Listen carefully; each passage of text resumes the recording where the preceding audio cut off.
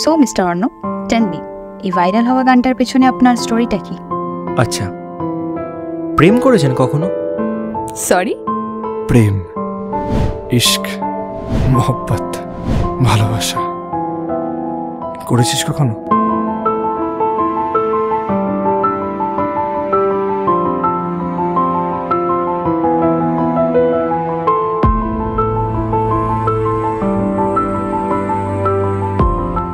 আসলে ব্যাপারটা কি বলতো, আমরা প্রত্যেকেই জীবনে ভালো থাকার অভিনয়ে ব্যস্ত।